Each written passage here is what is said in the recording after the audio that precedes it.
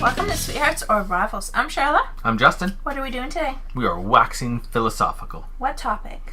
Deboxing your games. Like unboxing videos? No. Getting rid of the boxes completely so that you can store the components in a smaller thing and have more games in less space. That sounds really like a horror movie. Okay, so we're not going to be talking about this at all. Thanks for joining us. See you next time. Not at all. What do you do with the boxes? Like, what do you do with the inserts? Like, what do you do? I don't know.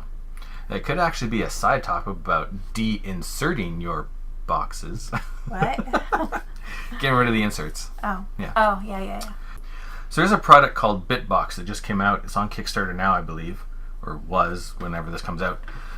Which basically you have one drawer with all of your boards, and then all these little drawers that you can label, and then everything is just packed away there, and you have like this one BitBox that can hold a lot of games, and it would take up so much less shelf space than leaving them in the box.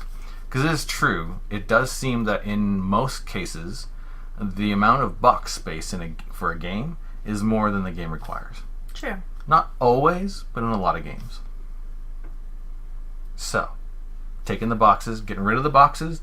I don't know if you're tossing them out or just storing them somewhere else, but just instead of all of this, you've got just shelves of games in their individual packages. What do you think of that? Should I cue like the horror music? I don't know. It makes me have a panic anxiety attack or something like that. Just, it's breaking my heart. Yeah, I'm against it as well. I can understand that people have limited space. Yeah. So they can only have so many games. Mm-hmm. So it might be right for them. Yeah. But that's not a life choice that would be right for me. No. Yeah, if like I had like this one room tiny apartment that I lived in by myself and was heavily into the board game like hobby, and so it was an absolute necessity that I had to do this in order to have a lot of games, then I maybe. But in all honesty, I'd probably just get a bigger apartment. In all honesty, I probably wouldn't get as many games. I'd rely more on like Tabletopia. Yeah, it's true. Or the board game cafes. Yeah. Like if I had a huge collection and I had to move into a tiny space for some particular reason, I don't have to talk about that right now because it's not going to happen. There you go. Like, not even needs considering. Yeah. Like, for me, and maybe it's the collector in me, I don't collect a lot of things. And it's because I don't like to have a lot of stuff. Yeah. And that's my general rule of thumb. I don't want a pile of stuff just kicking around because I have to have stuff. Yeah. But for whatever reason, my board games are going to stay like that. Yeah. Yeah. Yeah. I don't know. I feel very passionately about that I can't even think about this topic. There you go. So there's kind of two things that kind of came to mind when I was thinking about why I'm against this for myself. I wouldn't be down on someone if they had to do it and they did it. No, I mean, like I said, that's their own personal life choice. Yeah. It doesn't have to match with mine because we're all different people. Yeah. And, I'll totally respect someone if they chose that. But the reason why it doesn't work for me is there's two reasons. And I'll still play a game. Oh, yeah. If it's not mine, like, I wouldn't deface one like that. Yeah. And play it. Deface. Because it's like a murdering, like a beloved. Yeah. But I'd still play theirs if that's how they played it. Yeah. We would certainly respect someone for defacing their games. That's awesome. I don't know. So there's two reasons why this is not something I would do. And the first one, maybe not so positive, but when I look at the shelf behind us and our collection of games, I'm very proud of all the work and research that we have and playing of those games, and this is our collection, and that's awesome. And it's something we share together as well. Yeah, exactly. So maybe, pride could be a little negative. Yeah. But I think I'm proud for good reasons and happy with that. Now the second reason is probably a little bit more positive.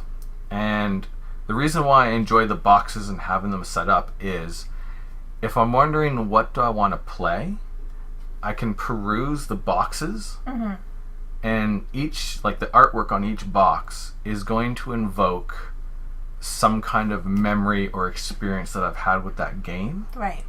Whatever experience I'm in the mood for, looking at the games and having it kind of invoke memories of the experience I've had with that game. I can match that to what I'm in the mood for playing. Right. So if I didn't have the boxes, I wouldn't be able to do that just by thinking about it. You'd have to probably really keep your Board Game Geek list up to date. Yeah. Your collection list. And if I looked at a Board Game Geek list, I would need the pictures. I would need the visual cues to invoke that kind of memory of some experience that, oh, wow, I am really in the mood to play a game of Village right now. Right. Yeah. And that's why the boxes are so important for me. But I think the BitBox is nicer because you would have it all labeled. Yeah. You could even, if you wanted to get fancy, print out on some paper pictures of the box side covers or something. True. To tape to the front of the BitBox because it was just like corrugated cardboard or something. Yeah. So you could do that. Yeah. So if you just have the pictures taped on the outside of the box, it would give you those visual cues. True. It would. So it's better than, say, and I only know this because someone put it on a math trade one time. Oh, yeah. They had a lot of games in plastic Ziploc baggies. Yeah, no. No, that doesn't work at all. And I don't know if this is my imagination or not, but I keep remembering it pictured like the game was in there, but also like the front of the box cover was like cut out and slipped into the... I don't know. I could be over exaggerating. I could have dreamt about it, you know, one of those nights that I woke up in a scary dream night. So I still have a problem with that because there are a lot of games that have components that would not survive that treatment. They need the box to keep them safe. But we do have that particular sickness where we want our games to be quite in good condition. Yeah. Like, I understand that a well-loved game is going to be played over and over again, and it is going to get wear and tear. Yeah. But I don't want it to look like it is. Because there's measures you can take, like card sleeves and stuff like that. Yeah, absolutely. And, you know, not eating with your games, which is a whole nother waxing philosophical. Short answer is don't do it. Try not to spill beer on your games, because that's a debacle and a half. And a half. But, yeah. Yeah. And another thing that you were saying with the BitBox, which might be a little bit more palatable to me, it comes from this thing that I had in my brain a whole long time ago where what if a game publisher had a box of bits? Yeah. And it was their own component box. Yeah. I can't call it a BitBox because then we'll get confused. Yeah. But yeah, say if they had like a variety of cubes and a variety of meeples and a variety of this and that and whatever. And then all you bought from the publisher was like the rule book and specific components to the game and like a game board. Yeah. Like if a publisher put together their own BitBox, that would be more palatable. And then have many, many games based off of that BitBox. Right. Yeah. Like I could see that, but I wouldn't want to separate it myself. If it came that way, it would be a different story. Plus, they'd probably make it aesthetically nice on the outside, and they'd have like graphics on the outside to say like, this is what goes in this container. So not necessarily like a 504 thing, because that didn't really seem to work.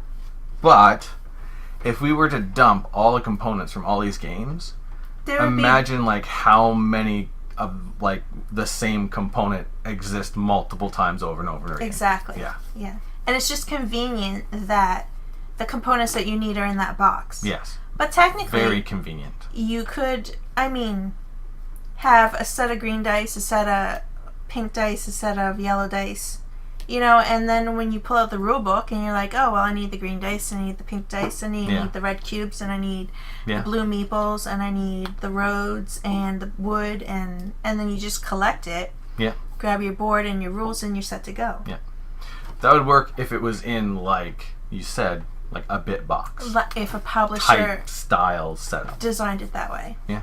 That'd be interesting. But like I said, I don't want to be responsible for it. So, that's a whole lot of answer to what seemed like a very simple question. Yeah. And I think we waxed it philosophically. Yep. Shiny. Very. Awesome. Right on. If you have any thoughts on the matter, throw them in the comments below. Any ideas for more waxing philosophicals, throw them in the comments below. Yes, please. Right on. And thanks for watching. Thanks a lot. We'll see you in the next video. Laters.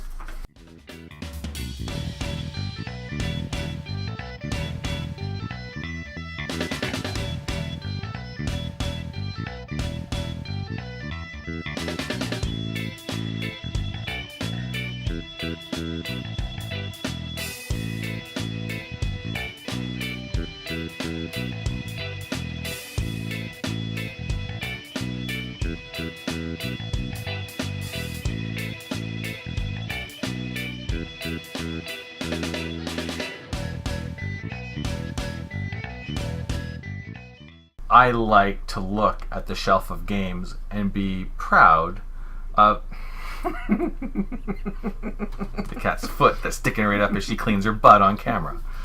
Goodness, cat, seriously. Great night. Can you just simmer down?